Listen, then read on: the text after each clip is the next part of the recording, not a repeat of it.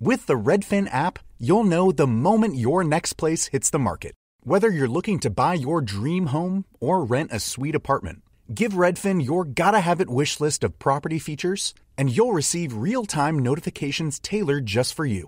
Ready to see it up close and personal? Scheduling a tour is just a tap away. Don't wait to find your perfect match. Download the Redfin app and start searching today. Bonjour, ici Patrick Pierrat, éditeur d'Info Bref. Voici l'essentiel des nouvelles en ce lundi 3 mars. Justin Trudeau et les principaux dirigeants européens s'unissent derrière l'Ukraine.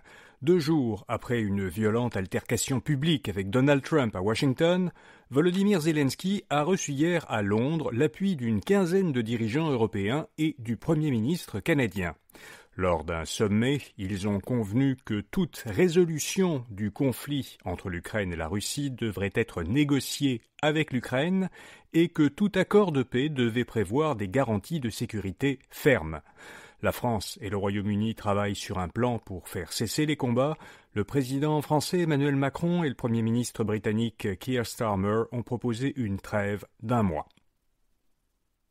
Le gouvernement du Québec va lancer une enquête publique sur le fiasco SAC-Clic. François Legault a réclamé l'ouverture dans les meilleurs délais d'une enquête publique et indépendante pour faire toute la lumière, dit-il, sur le lancement raté du site internet SAC-Clic. Il a précisé qu'il avait demandé que cette enquête s'inspire des propositions des partis d'opposition et soit complémentaire des enquêtes sur le même sujet de la vérificatrice générale et de l'autorité des marchés publics. Legault a affirmé qu'il n'hésiterait pas à agir et à sanctionner les responsables. Après la démission du gouvernement d'Éric Kerr, à cause justement du fiasco SAC-Clic, Gilles Bélanger, député d'Orford en Estrie et adjoint parlementaire du ministre des Finances en matière d'Internet haute vitesse, est devenu ministre de la cybersécurité et du numérique, en remplacement donc d'Éric Kerr. Élu pour la première fois en 2018, il a piloté le déploiement de l'Internet haute vitesse en région. Avant d'être élu, il avait été associé principal pour la firme Andersen Business Consulting et propriétaire de plusieurs entreprises. Dans sa guerre tarifaire, Donald Trump vise désormais le bois d'œuvre. Le président américain a ordonné une enquête sur la menace pour la sécurité nationale des États-Unis que pourraient représenter les importations de bois de construction. Le Canada est le principal exportateur de bois d'œuvre vers les États-Unis. Le bois canadien est déjà visé par une taxe américaine de 14,5%. Les tarifs douaniers de 25% qui doivent, selon la Maison-Blanche, entrer en vigueur ce mardi, pourraient s'y ajouter.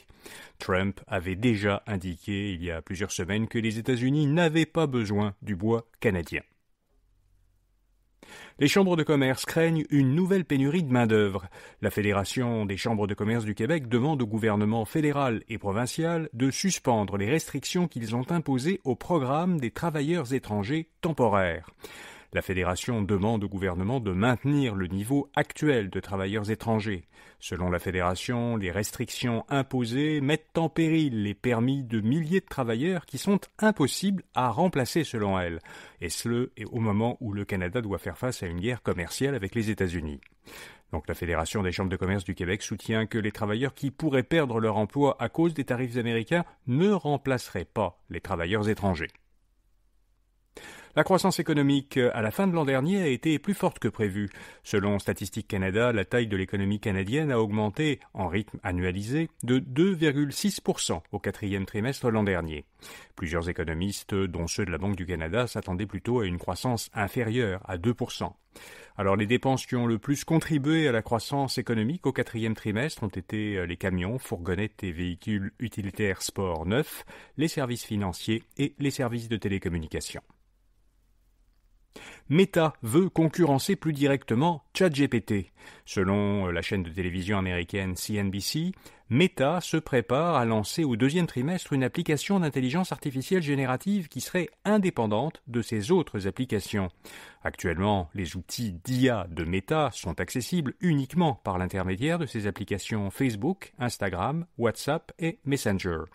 L'entreprise aurait aussi l'intention de tester une formule d'abonnement payant à une version plus puissante de sa future application d'IA. Microsoft va mettre fin à Skype. Le service d'appel vidéo Skype, que Microsoft possède depuis 2011, sera fermée le 5 mai, a annoncé l'entreprise. Elle a invité les utilisateurs de Skype à se tourner vers l'application de visioconférence Teams, qui fait partie de la famille de produits Microsoft 365. Pour contexte, en 2016, Microsoft avait lancé Teams, qui avait remplacé le volet de services aux entreprises de Skype. Puis la pandémie a favorisé l'émergence de services concurrents à Skype, dont Zoom et Google Meet. Et puis les États-Unis vont se doter d'une première réserve de crypto-monnaies. Donald Trump a annoncé sur son réseau Truth Social qu'il allait créer une réserve nationale composée de 5 crypto-monnaies. Bitcoin, Cardano, Ether, Solana et XRP. Trump n'a précisé ni le montant qui serait détenu initialement, ni comment serait financé l'achat par le gouvernement de jetons de ces 5 crypto-monnaies. Mais l'annonce a suffi à faire un bond à la valeur des crypto-monnaies mentionnées. Celles des 2 plus importantes, Bitcoin et Ether, ont gagné hier plus de 10% après avoir beaucoup baissé au cours des semaines précédentes. Voilà, vous savez l'essentiel. Bonne journée et à demain matin. If you wear glasses, you know how hard it is to find the perfect pair.